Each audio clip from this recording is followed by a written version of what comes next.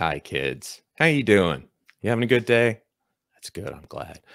I am John Michael Bailey, and welcome to the Wellspring Digital Chat Series, where we manage to either confuse marketers and trick them to coming on here, or we've somehow conned them.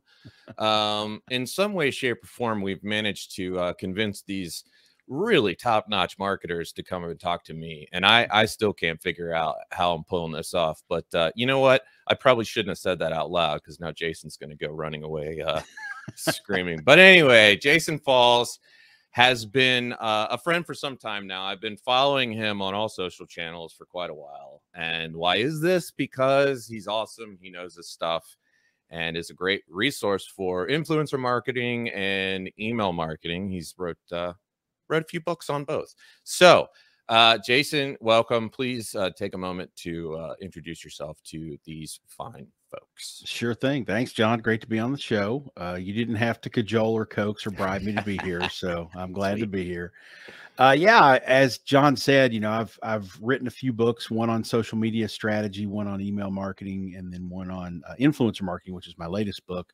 I work at an advertising agency called Cornet in Lexington, Kentucky. We're a full service advertising agency. I handle kind of the owned and earned part of how the client creative gets out there. So everything from PR to, you know, social media, organic social media. I work very closely with our paid team on paid social and other campaigns. But influencer marketing is what I spend a lot of my time doing, because it's such a powerful extension of a good marketing plan these days. I'm a PR guy by trade. So I spent 15 years as a public relations guy, media relations guy in college athletics before I got into the mainstream advertising, marketing, PR world. And when I landed at an advertising agency in 2005, that was when social media was first starting. Yeah. Brands were starting to go, what is this? And what are blogs? And what are social networks? And I just, because of my personal usage of them, kind of understood them and kind of found myself in a great place of opportunity. So I started working with some really nice brands then and kind of just rode the wave. And that's what I've been doing for the last 15, almost 20 years. So you mentioned the terms owned and earned, and I am contractually obligated to Ginny Dietrich to mention the peso model every time someone says any of those terms. So there you go, Ginny. Go ahead and send me my check. So I read you're sending you a check. Yeah, she didn't send me checks. I'll edit that part out. So I read your book, The Rebel's Guide to Email Marketing, co-written with Uber Dude, DJ Waldo, back in 2012. I mean, 10 years ago. And I still use some of the tricks that you discussed in that book to this day. And Winfluence, your influencer marketing book, is definitely next on my must-read list. And I want to pick your brain on both influencer marketing and email marketing. So Jason, are you ready? I'm ready. Let's do it. Let's do it. All right. So I think, you know, many marketers might still think of influencers as the TikTokers, the grammars, the idiot. I mean, the people who have millions of followers. You've defined influencers as anyone who might sway your decision to purchase a product or service. So do you think marketers are missing opportunities, you know, just because of that misconception? I definitely think they are. And in fact, that was really the impetus for the book. What the thing that kind of flipped me over from talking about and thinking about and practicing influencer marketing to actually writing a book about it was I saw there was this period of time, I think it was in 2019, where story after story in the mainstream media about influencers were negative. It was this influencer photoshopped clouds in their Instagram pictures and they're being called out for being fake. And this influencer, you know, plagiarized stuff. And this influencer, you know, fake bought their followers, all that kind of thing. I remember Cloudgate. Yeah.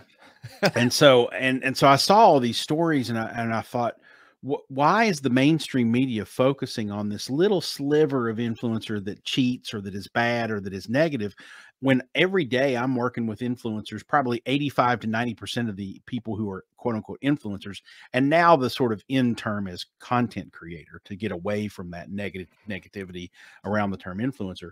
But I'm working with all these fantastic content creators who have engaged audiences, who partner with me for our clients to do really amazing work, to persuade people to go buy products and services and try things and change their mind on certain issues and whatnot. And so I just got really frustrated that the mainstream media was portraying influencer as a negative thing, when I know it to be a very, fruitful path for people to use as marketers. And so that was the impetus. It was kind of throwing down the gauntlet and saying, wait a minute, you're looking through this little tiny peephole at a huge world, and you're not seeing all the good. You're just focusing on the bad.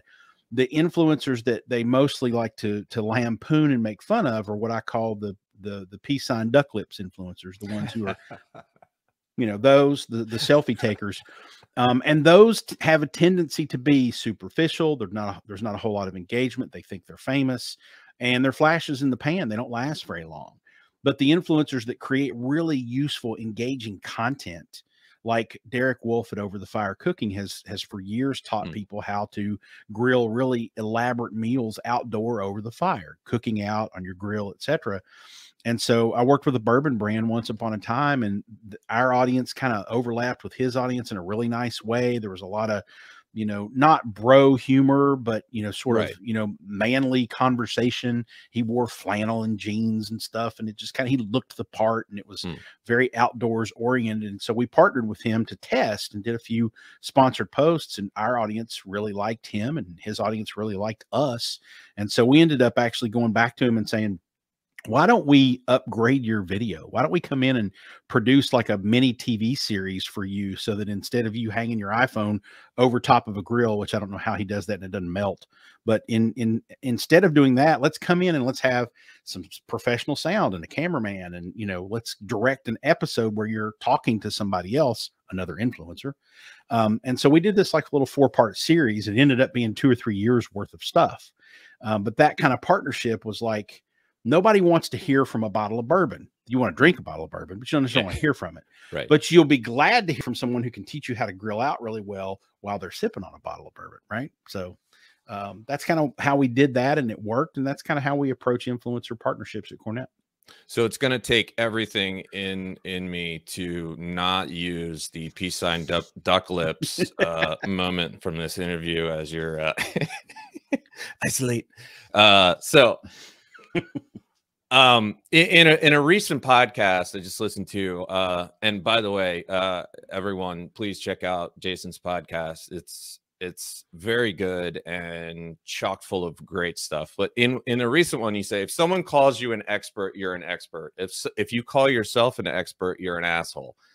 That is awesome, first of all. But it also could possibly create a problem in my mind. I think this notion may be preventing certain companies from celebrating their own internal experts. I mean, do you agree, or do you think, humility or even some sort of shyness might be getting in the way of building an influencer within, your own company? Well, I mean, you raise a good point, because my proclamation of that, which dates back to 2009 when we were having the social media expert conversation. Right. But my intention there was really talking about the individual. If like Cornett wants to promote me as he's a social media expert, as long as I'm not the one saying it through the megaphone and somebody else is, if it's a third party endorsement, right, even if it is my own company, then I think it's got credibility. It makes sense. But I've to take the analogy and whatnot a little further and a little deeper, and I'll try to be as clean as I can. Do what you got to do. But if you call yourself an expert, it's like you calling yourself good in bed. You don't know that you're good in bed. That's somebody else's opinion. Right. You can say somebody said I was good in bed, or somebody said I was an expert. You can say, I have an amount of expertise, but to say you're an expert, I think throws that ego right in someone's face. And so I don't think that in the case of a company elevating their own staff or employee and saying he is our expert on this or she is our expert on that, I don't find a problem with that, because again, there's someone else making that call, someone else making the decision. Do you think, I guess what I'm asking though is, do you think that companies are so worried about being seen as being, what is it, imposter syndrome, or being pompous or whatever, that they might be getting in their own way and thinking, well, I don't know, yeah, we have experts, but they're not like experts, or they're going to kind of talk themselves out of it? Yeah, to that point, I think you're absolutely right. There are a lot of people out there in business, and I think this is, whether it's imposter syndrome or whether it's just a slight lack of confidence, you see what other people are doing and you think, oh my gosh, I don't have that kind of wisdom. I don't have those experiences. I don't work in that industry. I don't work in that market. But whatever it is you do, like if you're a pipe fitter and hey man, I know how to fit pipes. It doesn't matter what size they are. I can fit them some bitches like crazy. I'm a pipe fitter and I'm good at it. No innuendo there at all. So. Exactly. There might be, 100 other pipe fitters out there and they may know a bunch of different stuff, but the core, discipline of pipe fitting. So I think it's absolutely imperative for any business to be able to have that confidence to stand up and say, we are really good at this. This is what we know. Now, I don't do it in that market, or I haven't done it over here, but we know the industry, we know our business, we know, the craft that goes into what we do, whatever that is. And if we are faced with a challenge that we don't understand, we roll up our sleeves and we figure it out. Right. That's how you get better as a business. So I think everybody's got their core little discipline of what they know, and they should always be confident about that. And don't worry about, there's other people out there that know other things.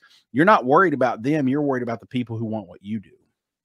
I mean, just look at YouTube and there are, tons of experts there. Like anytime you need to do anything, home maintenance related, it's there. Yeah. It's crazy. I actually really like to refer to myself as an expert, really a guru, actually. Ninja, guru. Those are good titles. I have them all in my LinkedIn profile. So nice.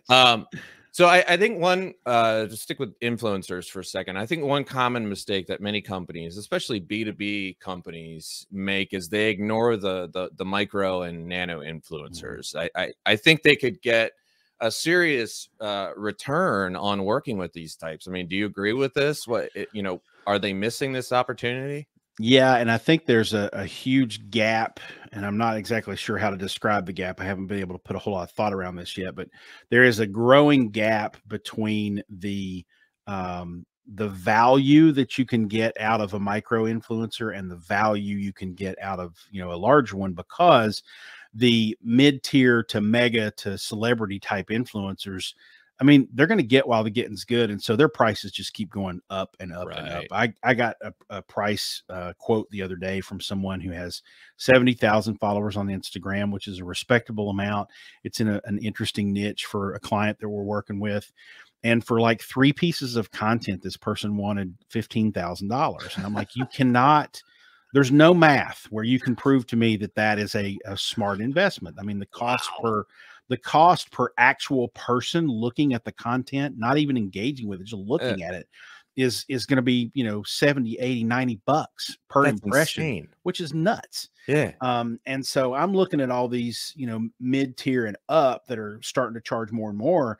And I'm more inclined to go back to my client and say, look, you're not going to get the names, but I'm going to get people who create really good content, who have really engaged audiences who are going to respond to them.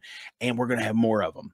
And so when you look at, instead of spending $15,000 with this one Instagrammer, I can probably go out and find 25 that I can pay, a few $100s to, and give them some product, and they will be more than happy to, do a partnership with a brand, because I'm definitely going to pay them. I'm not going to ask them to work for product alone, because I think that's disrespectful to their time. Sure. So I'm going to pay them something. They're going to feel valued by the brand. It's going to help them financially. I'm probably also going to give them product, and we're going to start a conversation and a relationship that might lead to more. And so I think the micro influencers and the nano influencers, even the smaller ones, are a really smart strategy. It takes a lot more rolling up your sleeves and manual work because these tools don't necessarily, and these agencies don't necessarily know or work on those types of people.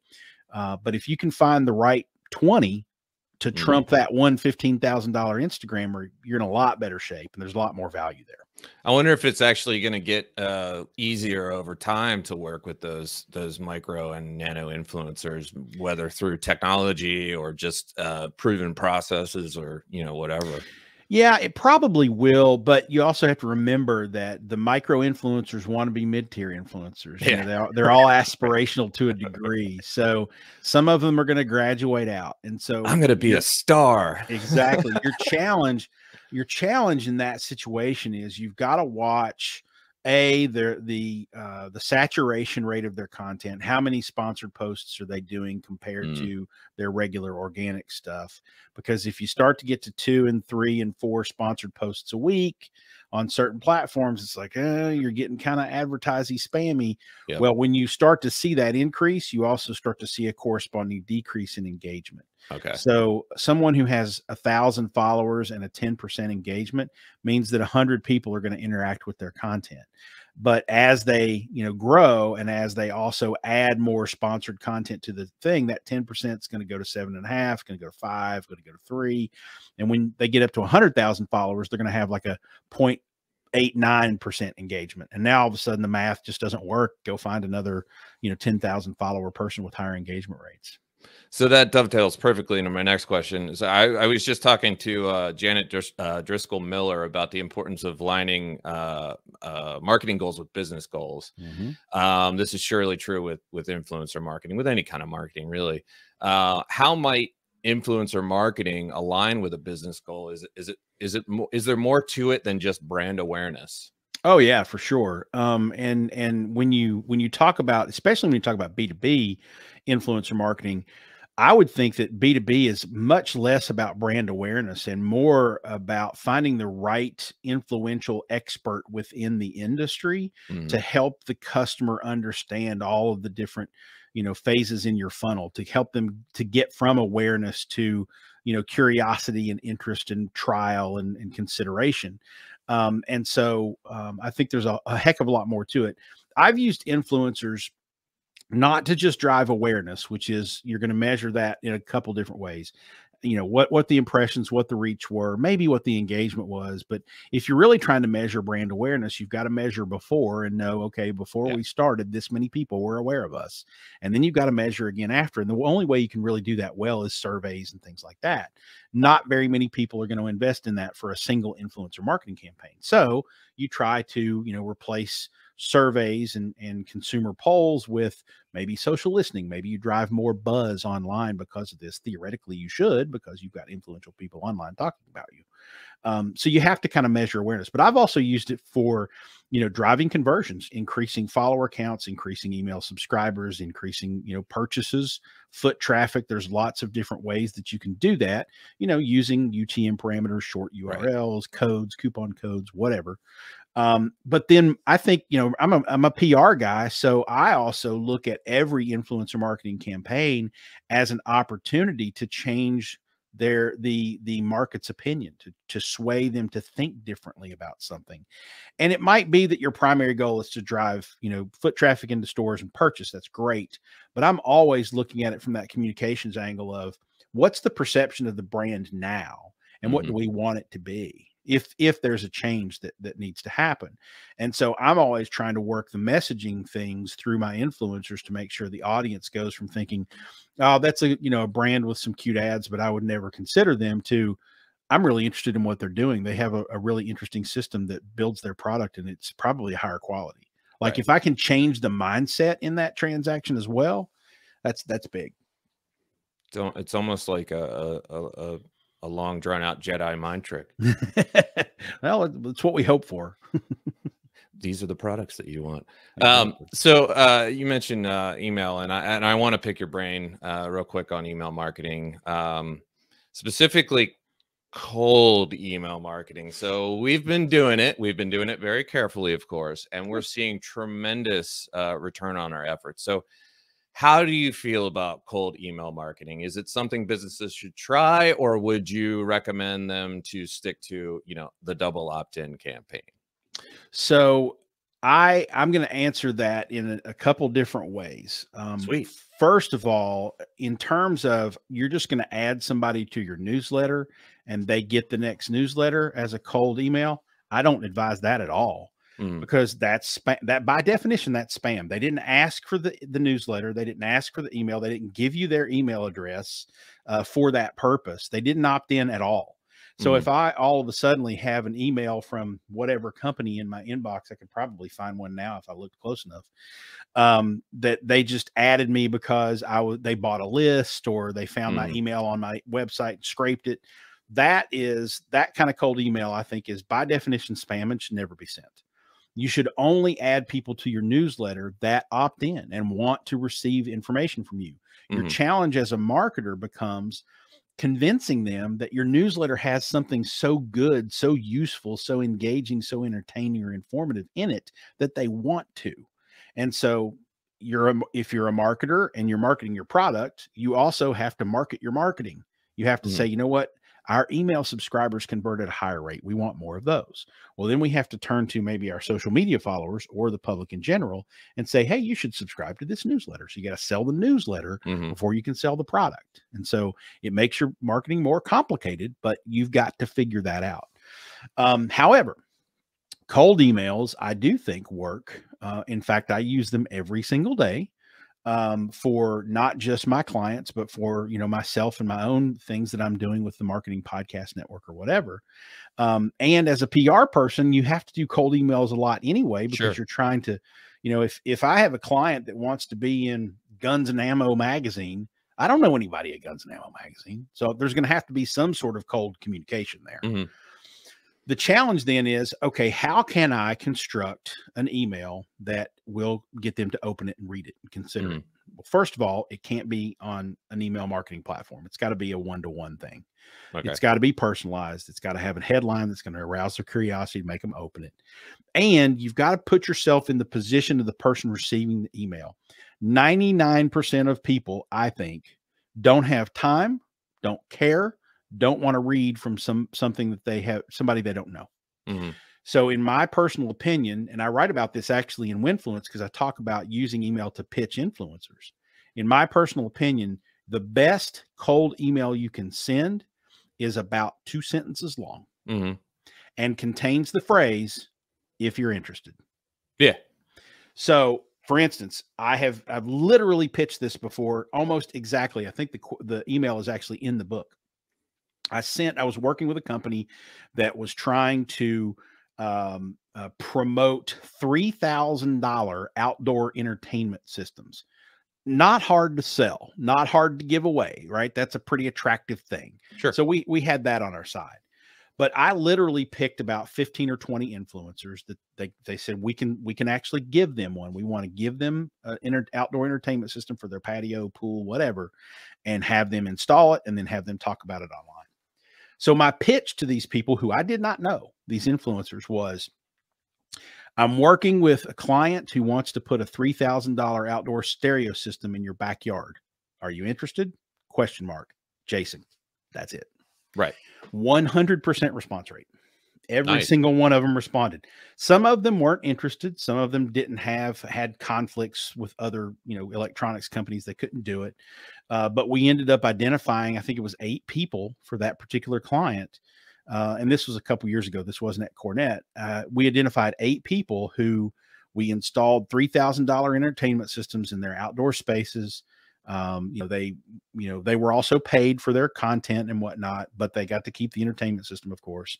And the client project saw a tremendous amount of lift. I mean, they got a lot of exposure for what they were doing, and we're very happy at the end of the day. And it was all because I kept that initial pitch really short and sweet. Yeah. And just to be clear, so for us, we're not, our cold emails are purely educational. We're not doing any pitches whatsoever. Good. And then, if they opt in, great. If they don't, whatever. So, So I really have kind of a what am I trying to say here? I really think that influencer marketing is just going to keep growing and growing, and I think that email marketing is going to keep stay as relevant and important as ever. But Mhm. I want to ask you, if there's anything in the future that you see coming that people should be prepared for, either with influencer marketing or with email marketing or both. Yeah, I mean, there's always going to be changes coming, and Mhm. to accurately predict what they are is a fool's game to Sure, try to sure. do. But a couple of things, if you're reading the tea leaves, I think that we can start to look for. And it ties, they actually tie nicely together. Right now, influencers are big on Instagram and TikTok Right. and maybe YouTube and some others, but those are the three big ones right now. I think you're going to, however, the instability of those platforms, whether it Sure. be influencers are having their accounts shut down for weird reasons because Facebook/Instagram has instituted all these automatic triggers that if you write Trump a couple times, they shut you down or whatever. I don't know what they do. Right. There's a couple of ways that you can get in trouble there automatically. Well, if an influencer relies on their posts every day to make money and Meta shuts them down, well, now Mhm. they can't make money anymore. So you're going to start to see, I think, content creators are going to start to migrate back to sort of old school content and community approaches, like having a blog or a website where they have a community of people come and engage with them there, having an email list and an email newsletter where they have the one-to-one connection, and they not just own the content, but they also own the community too. Mhm. That's why you're seeing sites like Fanbase and OnlyFans, which is mostly adult, but not all adult. But it's a subscription-based social media platform where you own the audience and access to the audience, and you can monetize that ownership, and you can have better control over the entire experience, not just put all your eggs in somebody else's basket. And so that's why you're seeing these subscription-based platforms, the Substacks of the world, become more popular. So I think you're going to start to see a shift back to the creator as a publisher, not Mhm. just as an influencer or a content creator. And they're going to have much more sort of closer to the bone, closer to home, content platforms. Still going to be on social networks, I'm sure, Sure. but email marketing is going to become more important to them. However, you're going to have to start to see then influencer marketing tools get better, because right now, if you go to an influencer marketing tool, they don't tell you how many email subscribers somebody has. They don't tell you how many what traffic comes to their blog. They're not built for that. They're built for Right. social networks. So that's got to get better. Once that happens, now I think you're going to start to see the signal rise from the noise in the influencer space a good bit, because if I go and I see, hey, this person's got 100,000 followers on Instagram and they've got, a pretty decent engagement rate. But then I look at influencer number two, they've got 50,000 followers on Instagram, but they've got 25,000 email subscribers and they get Right. 50,000 visits a month to their website. Right. That's a hell of a lot more attractive than somebody with a bigger audience on a social network over here to me. So you're going to start to see the wheat and chaff kind of separate a little bit, and you're going to have more actual influencers, people who are influential and have direct contact with their audience, and then all these others who have this like superficial exposure influence. And that's going to change the marketplace a good bit, I think. The other X factor you've got to throw in there and you've got to think about is the metaverse Web 3.0. Sure. Whether it's NFTs, which confuse the crap out of me, or cryptocurrency, which confuses the crap out of me even more, or virtual worlds, which confuse me less. And I think there's a lot of opportunity there for brands. I think there's a lot of opportunity there for influencers. I think that's going to change the way influence happens, and it's probably going to change the dynamic of how email works, because it's going to be like, hey, you've got to subscribe to my email list, because that's how I communicate with people when and where I'm going to be in the metaverse, where we can have a one-on-one conversation, where you can come into a private, room where I'm doing, content for people in a virtual world. So email is always going to be there. It's kind of the glue that holds everything together. Sure. You have to have an email address to sign up for all this stuff, Yep. right? So you have to have an email account. But I definitely think the Web 3.0 and the evolution of how influencers trust these social networks is going to change things in the foreseeable future. my dream is to become to sell clothes on the virtual virtual clothes or real clothes? Virtual clothes in the metaverse. Okay. Mainly really like sportswear. Okay. No, just kidding. So Jason, that last answer kind of warms my heart and it gives me hope for the future, at least in the world of digital marketing. So first of all, thank you for that. Second of all, thank you so much for being here. As I expected, there is a ton of great stuff in here that I really can't wait to share. So, so thank you so much for being here. John, thanks for having me, man. It's great to be here. Great to do it. Awesome. Bye, everybody.